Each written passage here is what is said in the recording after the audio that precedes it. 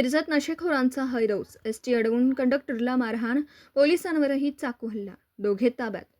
मिरजत नशेखोरांचा अक्षरशः हैदोस पाहायला मिळाला. छत्रपती शिवाजी महाराज रोडवरील मार्केट यार्डसमोर चालती एसटी बस अडवून कंडक्टरला मारहाण करण्यात आली. एवढ्यावरच न थांबता घटनास्थळी पोहोचलेल्या पोलिसांवरही चाकूने हल्ला करण्यात आल्याने परिसरात एकच खळबळ उडाली. मिळालेल्या माहितीनुसार मार्केट यार्ड समोर काही नशेखोरांनी एसटी बस अडवली. बस थांबवल्यानंतर कंडक्टरसोबत वाद घालत त्याच्यावर मारहाण करण्यात आली.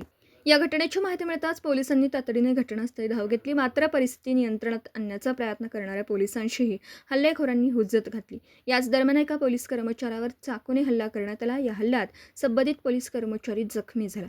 घटनेनंतर परिसरात काही काळ तणावाचं वातावरण निर्माण झालं होतं. पोलिसांनी तात्काळ कारवाई करत परिस्थिती नियंत्रणात आणली असून या प्रकरणातील 2 हल्लेखोरांना ताब्यात घेण्यात आलं. या घटनेमुळे मिरज शहरातील कायदा सुव्यवस्थेचा प्रश्न पुन्हा एकदा ऐरणीवर आला असून सार्वजनिक ठिकाणी नशेखोरांकडून होणाऱ्या दहशतीवर पोलिसांनी कठोर कारवाई करण्याची मागणी केली.